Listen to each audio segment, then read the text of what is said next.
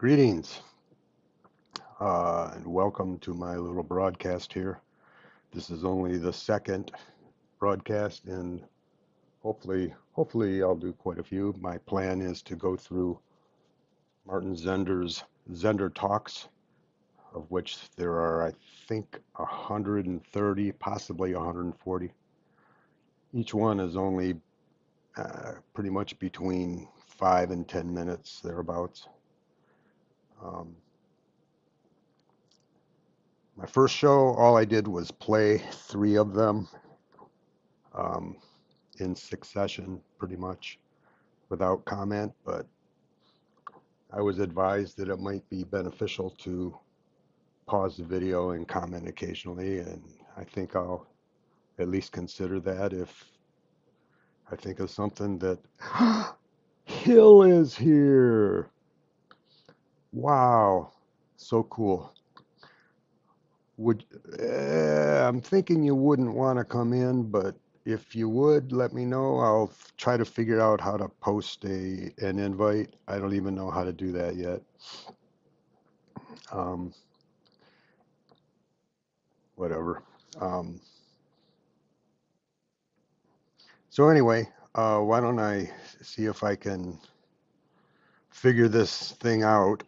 I am brand new at it, and it takes a while for me to make things happen here. Okay, let me do this. Share. Chrome tab. Okay, where is Martin Zender's homepage in this list? Okay, excuse the delay. I'm looking for it. I got quite a few tabs open, so it's hard to. Oh, there it is. Okay, I'm assuming you can see that. Let me go back to StreamYard and see. Yeah, it's there. You know, I guess since this is brand new, maybe I'll run through Martin's page just for a second to show what's going on. Thank you, Dale, but I'm not at my best in chat. Well, you're looking at one that's not, even at my best, I'm not very good. I admit it. But I'm doing this in the hopes of getting better. Um, okay. So let's run through Martin's page just for a second here. There's, as I said in my first video, there is this left-hand column here. There is a plethora of information. You can talk, all of his books, crazy good books, and a lot of them, a few of them I understand. Well, all of them are going to be coming out in audio version. A few of them already are. I'm not sure which ones, but anyway, the point is there's his books, beliefs, essays and articles and whatnot, Return to Zender, different audios and videos. But ZenderTalk, this is where I'm headed right now. As I said in my first video, in 04, I think it was, I was introduced to the idea that eternal torment is not actually taught in the scriptures. And what a relief that was, right? Boy, for the previous couple, 3, maybe even 6 months, I don't know what it was. I was tormented by the thought of eternal torment. Just freaked me out. And shortly thereafter, a gentleman in a chat room started challenging that idea and gave some scriptures to support it. And after a short conversation with him, a short chat conversation, he recommended Martin Zender. And at the time, I don't know that he had any other audios or videos. He may have, but in my, as to my understanding, the Zender talks was the only stuff like that he had. So I started listening, and anyway, after I caught up to his caught up to his daily um, offerings, I went back and started at the beginning and to catch up on the shows that I hadn't yet seen. So that's actually what I'm going to do now. And I started yesterday. Was it yesterday? Day before yesterday, going through shows 1, 2, and 3. So I'm going to start with show 4, which is going to come up in a different window. So I'll have to navigate to that after. I got to figure out how to get there now. StreamYard. Okay, that's StreamYard. I got to shut down this tab. Hill says you will gain in confidence with these streams. I'm certain. Yeah, I'm relatively certain anyway. Thank you, Hill. Okay. Stop screen. Yeah. Okay, that worked. Now I gotta share a new screen in Chrome, which is that it? That's it. All right, and Hill, if the volume stinks, please let me know. I'm not sure, so let me know. And here we go.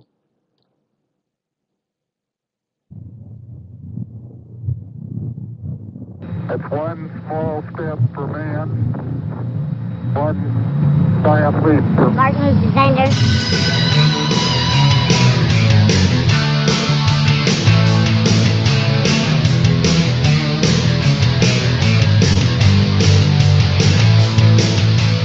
Melody wouldn't smell my book. Can you believe it? My own wife would not smell my book. I took a whiff of that thing.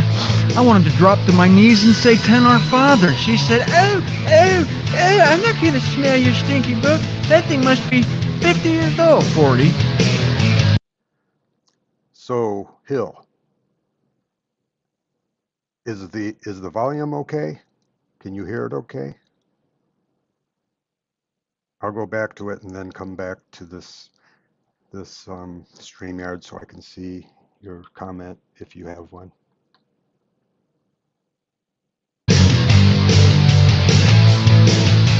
I'm not going to smell that book. Ew, antiquity itself. Hi, folks. Martin Zender here. Do not call me a radical. Did I get into that? Oh, I talked about that yesterday. I'd rather be called a radish than a radical. I am serious. No, don't look at me like that. I'd rather be a radish than a radical. I like radishes. Do I got time to tell a radish story? Yeah, I know. You want to get into the law. I know. We got to get into the tithing thing. I promise. My goal is to teach you one thing every day. Yeah, I know I failed you miserably this week. But we did learn about the tithes. I visited this. I did that. I visited this guy up in Canada. And he said, come and see my radishes. He was a Hollander. Come and see my radish. That's German. I don't know, German, Hollander. I know, my kids make fun of me. Every imitation I do of people, it's either German or Japanese. Come and see my radishes. So I went to see his radishes. I said, where are they? You stupid fool, they grow under the ground. I didn't know that. Just a bunch of green stuff. Where's your radish? I'd like to see them. Show me the radishes. They're under the ground. I didn't know that. Yeah, they are under the ground. But most of them, at least the ones I grew, the tops of the radish is above ground, but mostly all you can see is greens. But holy smokes, do those suckers grow fast. Boy, I bet a week after I planted them, they were 5 or 6 inches tall, at least. I got inundated with radishes. I didn't know what to do with them all, so I fermented a couple of jars of them and uh, ate a pile of them. But yeah, they are fast. Sorry about that. We shall return to the to Martin. That radishes grow into the ground. I guess potatoes do too. That's amazing. Okay, you do not have to tithe. That's a great thing. You're free from tithing. Uh, God has done a new thing. You have to follow God. God is progressive. All right, He used to kill, lambs and sheep to be right with God. You used to have to observe the feasts 3 times a year and do all this. You don't have to do that anymore. God has changed things. Now, I want to go to 2 Corinthians.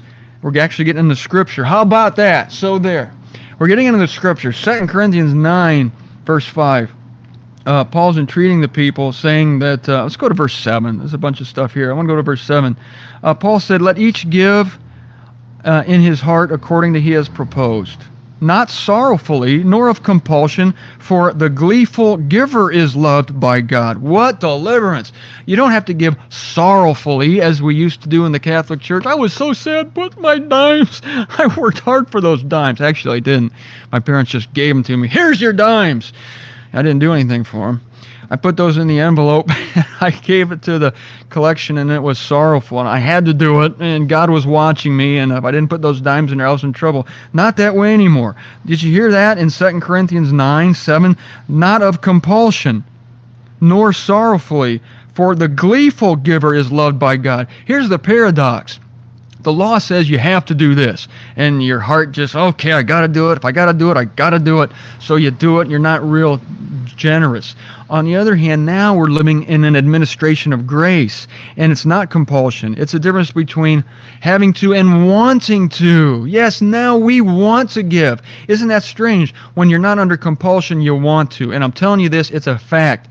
If there's one string that's attached to God's favor of you, in other words, He likes you only because you do this. If there's anything whatsoever, you're going to resent that thing, and you're not going to be gleeful. You only really want to love God when you realize that He truly does love you unconditionally. And there's not one religion on earth that preaches unconditional grace. Oh yeah, the Christian faith. No, it's not. There's one condition. You got to believe God. You got to believe what He did. You got to work up the faith, and you better hurry, because if you don't, you're going to die. That's a condition. Sorry. That's where I told you Protestants were going to get it. All right? The Catholic Church may have 25,000 conditions, but the Protestants have one, let's say. Oh, there's baptism, there's all this stuff. You got to have faith or else. Faith is a gift. And if you have it, you can thank God for it. It's a gift. It was given to you. Back to this money thing. Let me tell you something. Melody and I used to give 10%. This was back in the old days, but people ask me sometimes, well, what if you just use that as a rule of thumb? You want to take some money off the top of your paycheck. Well, that's fine, as long as you realize that you're not obeying the law of Moses. If it's a rule of thumb, go ahead and do it. Don't feel under compulsion, though. Don't feel like you have to. But anyway, back in those days, we were so without money that we would save, take this 10%. And if God didn't press it on our hearts to give it to somebody, we just let it accumulate. And I mean, one time we had a couple $1,000. It was more money than we were worth. And we gave that away to somebody. It was a wonderful thing. We did it surreptitiously. We also did it on the sly, you see, so they wouldn't know it. That's a lot of fun. It's a lot of fun to do that. But God has honored that. I mean, really, it does come back to you. I had to stop that there when he was talking about giving surreptitiously. Was that the word? On the sly? That is a blast, isn't it? It used to really trouble me when I'd pull into the grocery store and, you know, park in the car and somebody would come up and, "Hey, you got any spare change?" You know, the few times that I have actually given, it was fun. It was fun. Hey, yeah, maybe they are going to buy something harmful with it, harmful with it, but I don't know. I don't see that on me. They're presenting themselves as somebody in need, and the ability to do that is a blast. And please don't think I'm trying to brag. This is absolutely nothing about bragging. It's just, I'm just relaying the idea that it was fun. So, anyway, back to Martin. Cast your bread upon the waters. Scripture says it'll come back to you. God has blessed us in return in so many ways, and we're very thankful for that. What's a worthy cause today? Well, my cause is kind of worthy. Good. How? Saved by the music. Saved by the music. What are we going to talk about? Got to go back to Unit 3. Unit 3, page 44. In Jesus comes our holy faith. You got to get into this. This is the Ten Commandments, especially the first commandment. Wow. What does this little girl in the green dress have to do to make sure she goes to heaven? Wait till you find out. It's tough, let me tell you.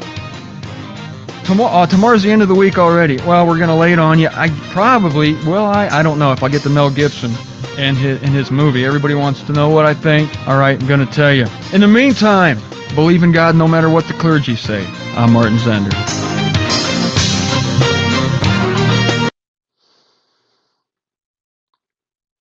I kind of wish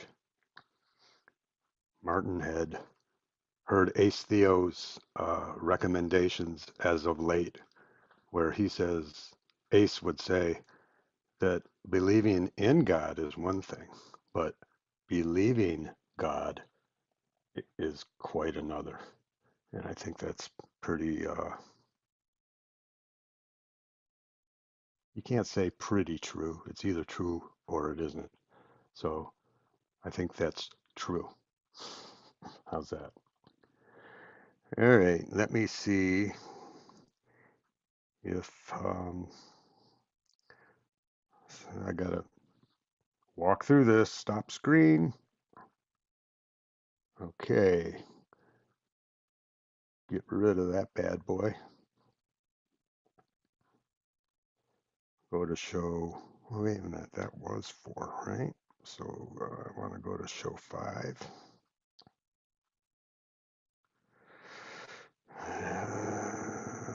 There's show 5. Now I know why StreamYard recommends having 2 monitors, because this clicking back and forth to make things happen is kind of a pain. But it can be done. How about that?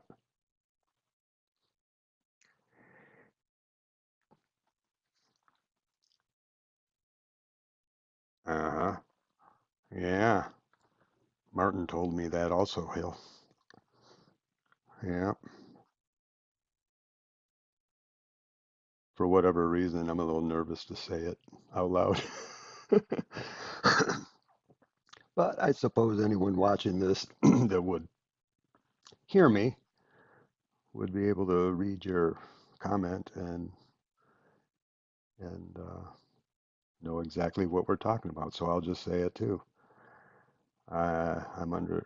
Martin told me that him and his son Gabe were trying to work out a time to come on to Ace Theo's live stream. And I think that would be great. That would be a blast. All right, where am I? I want to share the screen.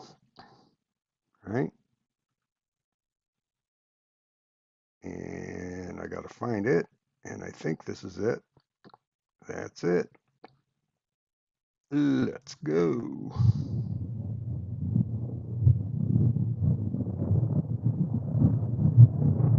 You give up your job, you throw away all your security, and then you expect me to be happy about it.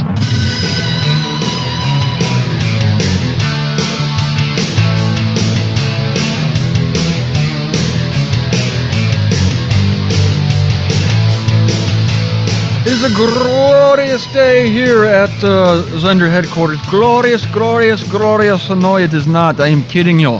It's all a joke. It is not glorious. It is winter, late winter, early spring. Spring is too far off for me. I got a touch of the sad, SAD. Oh, I don't want to tell you about it. It is a tale of woe. It is a tale of woe. Seasonal affective disorder. I get all messed up when the sun go away and the warmth go away. Oh, boo-hoo-hoo. Me got MWF. Me got sad. Yeah, me got that. SAD. Me also got MWF. Me want Florida. Are we on? Oh, that's good. Martin Zender again climbing into the cockpit of mature script. Isn't that interesting that back in '04 he was saying me want Florida, and now I don't know how long has he been there? 5 years, something like that. I don't know. He's there now. So apparently he did indeed want Florida. All right. Scriptural rebel. Who wrote this? Climbing. You think I write this? You think I write all this stuff? No. Climbing into the cockpit of mature scriptural revelation. High atop the post office in my Office Max faux leather plastic wheeled butt supporter. I wrote that, thanks. We're going to go back to the Catholic book, Unit 3, How We Should Obey God. Look, you ought to see the picture on this page. There's Moses, and God is above him. God, don't know if you know this, has a long white beard, goes down to about the top of his breastbone. He's got white, according to this picture, white eyebrows. Yeah, he's got this thing that looks behind him, looks like a sun, but actually it's a halo, and he loves Roman numerals. God loves Roman numerals. 1, 2, 3, 4, 5, 6. That's French. The law was carved in Roman numerals, as you know. The book says on page 44, the Catholic book here, God gave the Ten Commandments to us through Moses. He gave them to Moses on Mount Sinai. They were written on tablets of stone, the same substance that bashed your skull in when you didn't obey him. And then they list the Ten Commandments here on page 45. I'm talking too fast again, sorry. We must all obey these 10 laws of God, says the book. When I obey these laws, I show God that I love him. Conversely, I guess you'd have to say that if I disobey these laws, I show God that I hate him. God made me for heaven. I want to be happy forever with God in heaven. These 10 laws of God will help me get to heaven. Wrong. The liars. That is so wrong. Did you know, if you go to 2 Corinthians chapter 3, verse 6 says that the letter is killing. The letter of this law kills. In verse 7 of that chapter, it's called a dispensation of death. In verse 9, a dispensation of condemnation. I go back to the little girl, and I see her. No wonder she has this look on her face. It appears to be a look of peace, but actually it's a mesmerization. She's mesmerized at the task before her. For the task before her is this. Not only must she obey the Ten Commandments, but she must obey every other law of Moses. And there was about 630-something laws of Moses. Not just 10, but all kinds of laws, and she had to do them. And if she failed, she'd be condemned for all eternity. That's not how it is. Because Christ has freed us from the law of sin and death. The law came as a tutor to lead us to Christ. I'm going to leave you with a happy thought here at the end of this week. I'm going to leave you with a happy thought. Let's just go right to Galatians chapter 5, verse 1. For freedom, Christ frees us.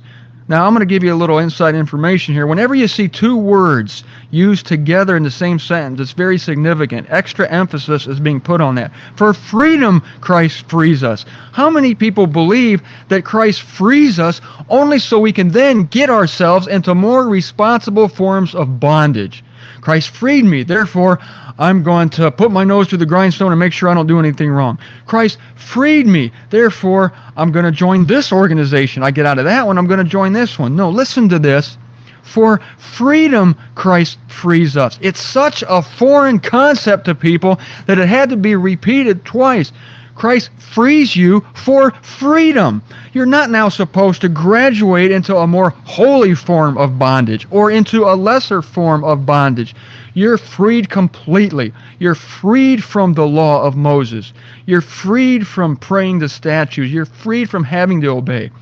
And here's the paradox. The more you realize that, the more you're going to love God from your heart. The more you realize that, hey, He really is not kidding when He says that there's no more condemnation. That's the paradox. You're going to love God even more. I'm going to I'm going to head back to the Catholic book. I'm going to wrap a few things up here. Yeah, I know, I never got you to Mel.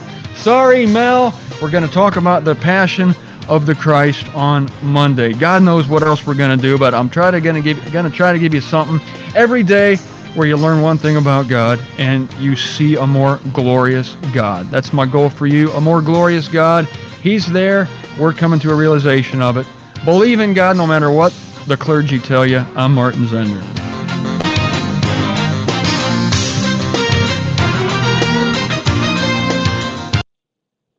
Okay.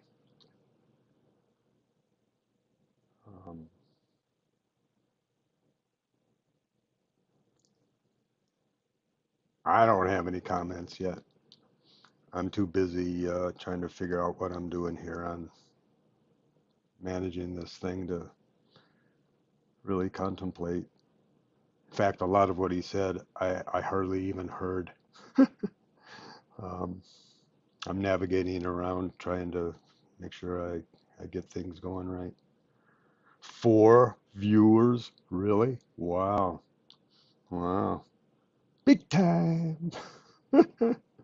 Oh my. Oh my. All right. Let's see. I think I queued up show 6.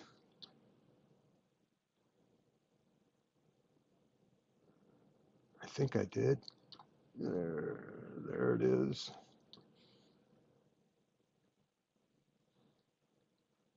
Just got to find it.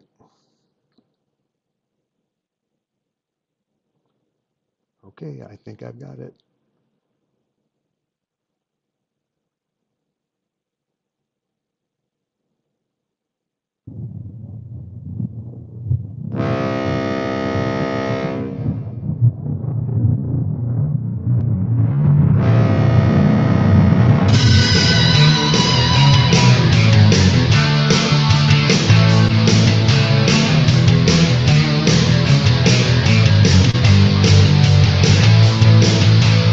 Full steam ahead.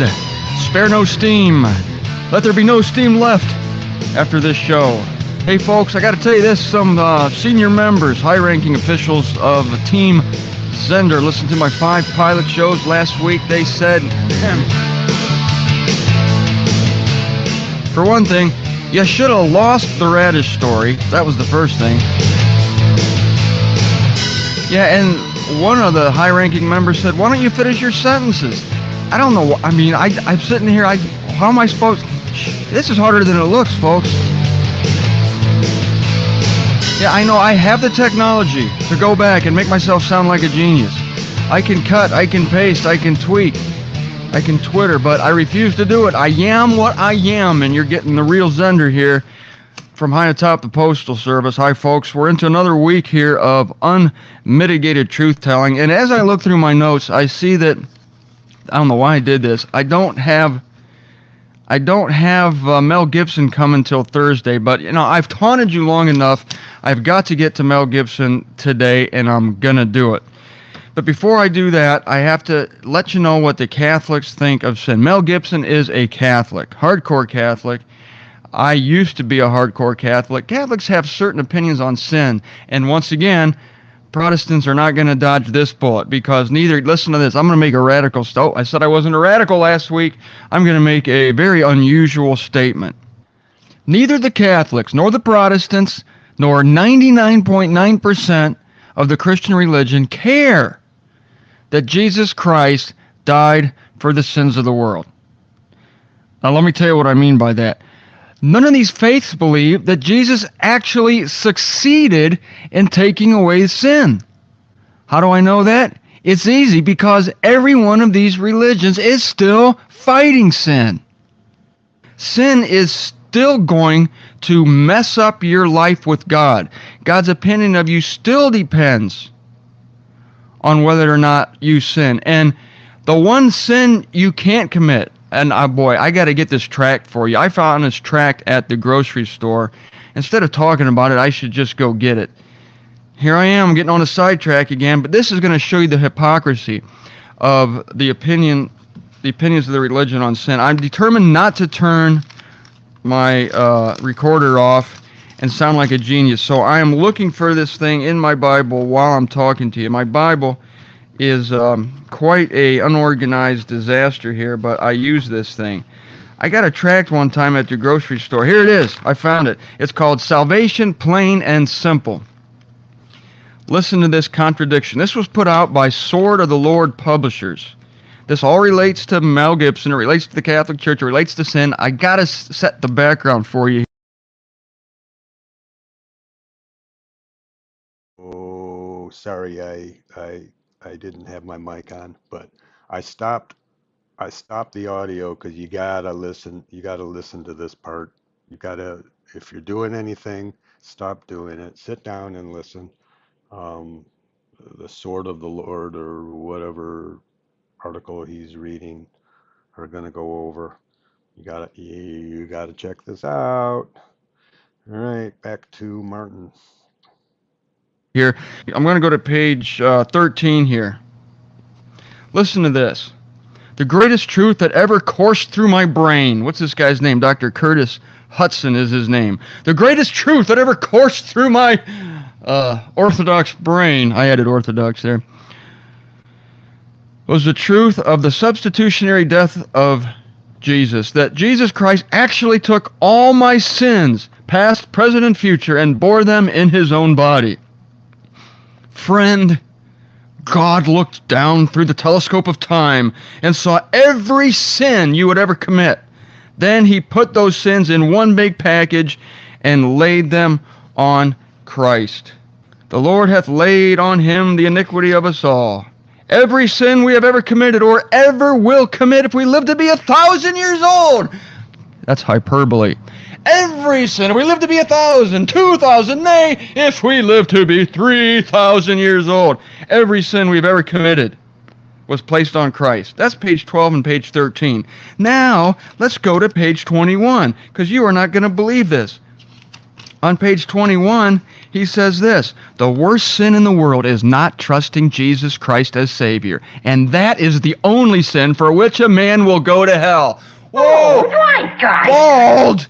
Hypocrisy. This hypocrisy has no hair. It's totally bald. Can you believe that? Every sin's gone. He took every sin if you live to be 1,000.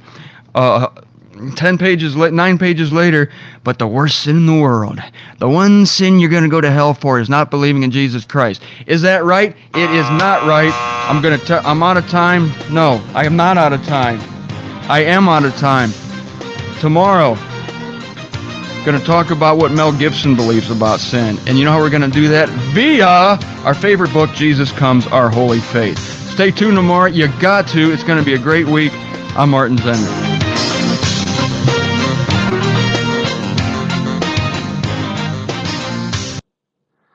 Bald hypocrisy. The hypocrisy has no hair. Okay. Oh, that's not what I wanted.